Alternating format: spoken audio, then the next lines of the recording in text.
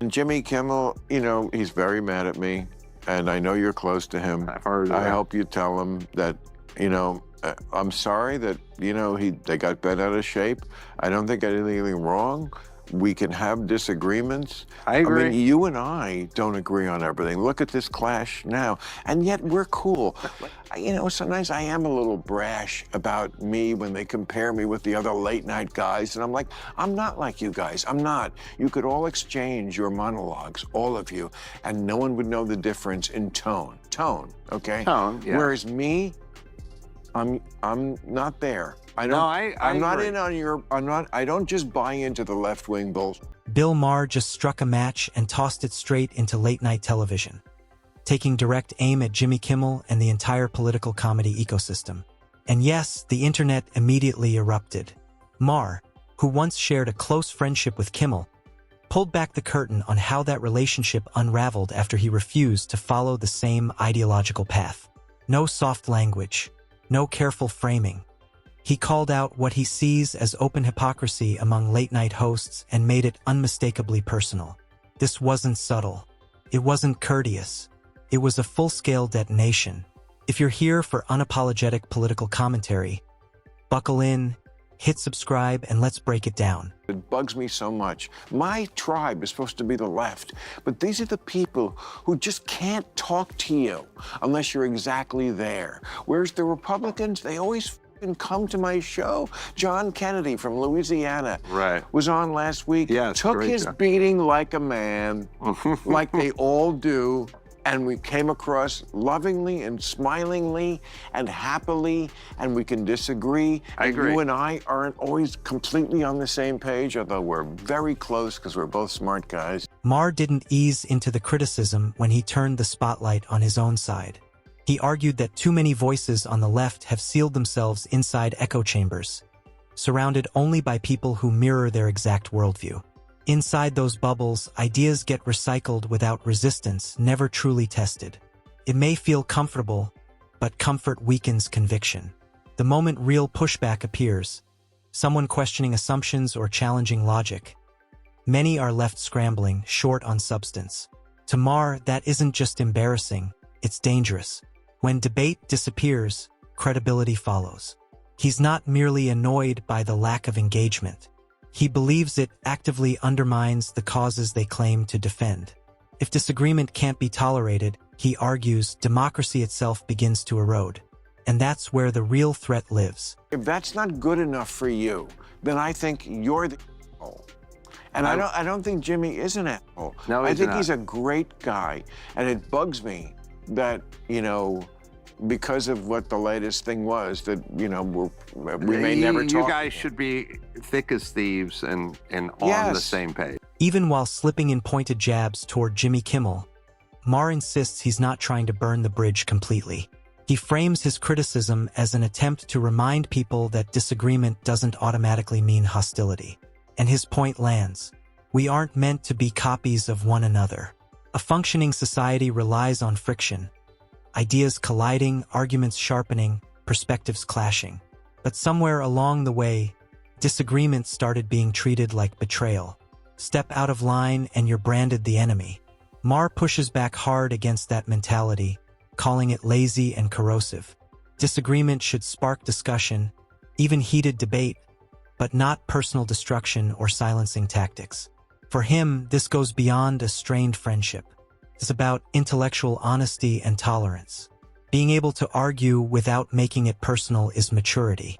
Treating every opposing view as a threat misses the entire purpose of free discourse. I mean, well, maybe you can't tell me that Congress. I don't mean Congress. I mean like amongst the tastemakers. Your sort of Tucker Carlsons, your Candace Owens, your Ben Shapiro's. You're right. They're all over the map. They're all battling They're fighting each other. Right. And on the left, everyone's sort of lockstep in terms of the tastemakers. Right. Ben Shapiro, Yarmulke. Right. Tucker Carlson. Right. Not so bad. Right. So, but all I'm saying is whether you agree or disagree, at least they're being honest. Let's be honest about what this is. It's not an all-out feud, but there's clearly tension, and that tension is exactly how democracy works. Debate, resistance, ideas clashing until the weak ones crumble and the strong ones endure. That's the process. That's the point. But does that same spirit truly exist on the left today? Not really. Many people there privately disagree with far-left positions, yet rarely say so out loud. Why? Because speaking up often brings backlash, isolation, labels, or professional consequences. So they stay quiet. They nod along. They survive. That's not unity, it's self-preservation. And once fear enters the conversation, honest dialogue starts suffocating. When questioning your own side becomes forbidden, democracy doesn't grow stronger, it struggles to breathe. Maher's argument cuts through the noise. Any movement that can't tolerate internal dissent is standing on unstable ground. Pretending everything is perfect doesn't make it true. It just makes it fragile. It wasn't a good look for the woman party that all the guys were speaking out for Jimmy Kimmel when Trump went after him, except on the woman show, where for 5 days the outspoken hosts were suddenly as quiet as a geisha. Then on the 5th day, they rose and said, "No one silences us. No one had to. You silenced yourself." Things escalated sharply when Jimmy Kimmel found himself sidelined for several days following remarks from his show.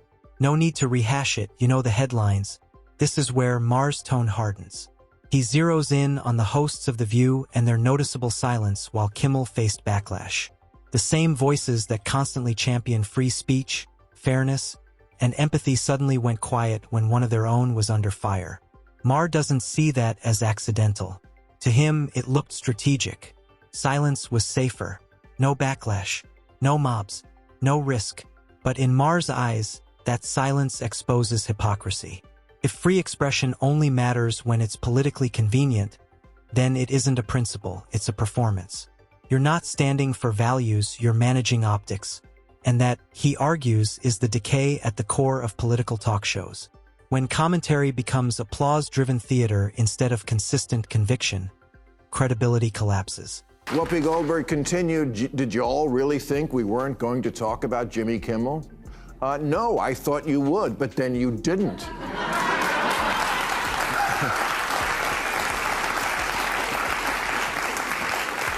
5 days? Talk about needing extra time to get ready. And if you can't take a breath and laugh at that, you're making my point. Like Kimmel, the hosts of The View openly embrace a woke identity. But Maher argues their outrage isn't evenly applied. When controversy surrounds the right, the response is immediate and intense. One misstep becomes a moral emergency. One comment sparks a cultural reckoning. But when scrutiny turns inward toward the left, the volume drops. The urgency fades. The moral thunder disappears. Maher calls that what he believes it is hypocrisy. If your convictions only activate when it's safe, then they aren't convictions at all, they're choreography. He sees the silence as deliberate, not accidental. Calling out your own side would require applying the same standards inward, and that's an uncomfortable spotlight. So instead, there's restraint, there's patience, there's waiting it out. Maher's complaint is simple. You can't claim moral authority while enforcing standards selectively. When values become optional, they stop being principles and start looking like branding. It's just an upbeat party show. That's why they hired people named Joy and Sunny and Whoopi.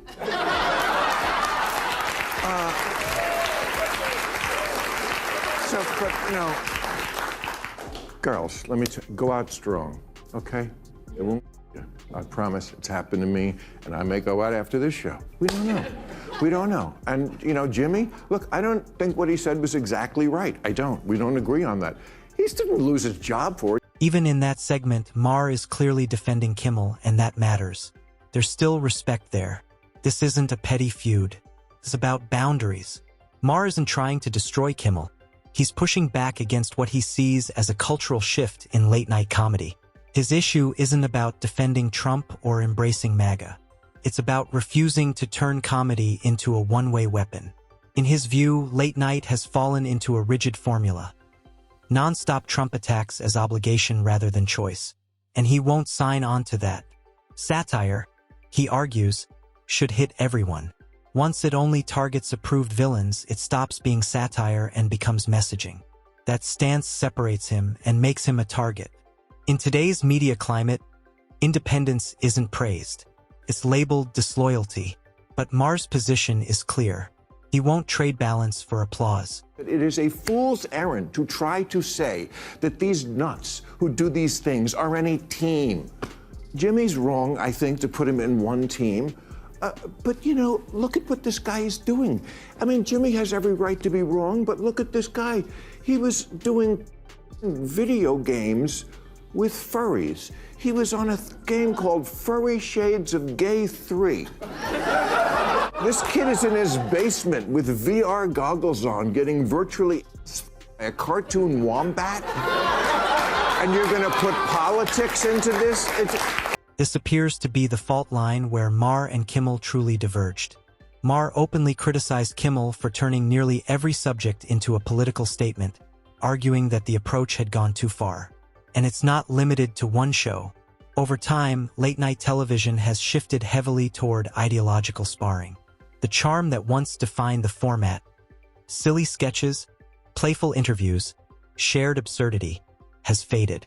In its place are pointed monologues, recurring political segments, and predictable partisan framing. What once felt like a nightly escape now often feels like an extension of the news cycle. Maher's frustration isn't personal, it's structural.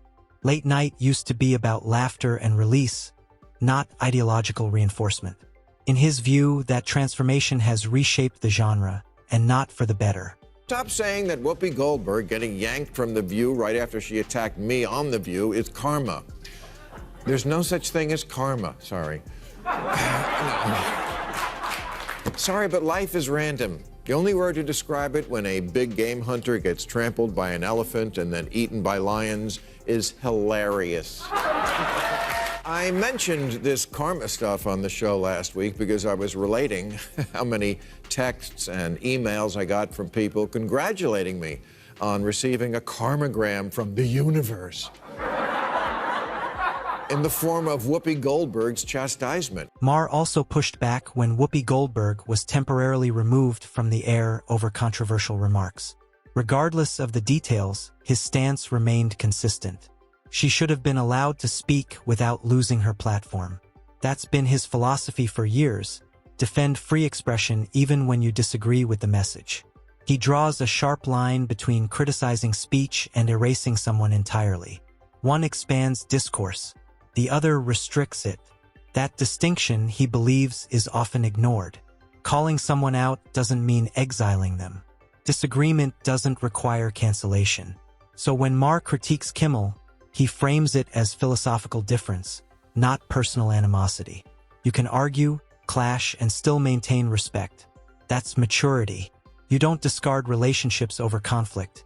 You debate, you listen, and you move forward. Whoopi Goldberg shouldn't have to conform to or apologize for her views on race, as much as I disagree with them. And she certainly shouldn't have to sit out like a child and think about what she did.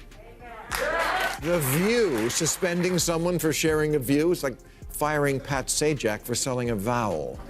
America prides itself on being a democracy, a global symbol of free expression. At its core is the right to speak even when words are uncomfortable, unpopular, or controversial. Canceling someone for voicing an opinion weakens that foundation. Disagreement isn't a crime. Offense isn't harm. Systems already exist to handle speech that crosses real legal or ethical boundaries: courts, workplace rules, public debate. Those structures are designed to function without mob verdicts. When cancellation becomes the default response, democracy loses strength. No one should lose their livelihood for expressing a viewpoint. Challenge it, debate it, tear it apart if needed, but don't silence it. That's not justice. It's fear dressed up as virtue. And that brings us to the end of today's video. If you found it compelling, hit like, subscribe, and ring the bell so you don't miss what's next.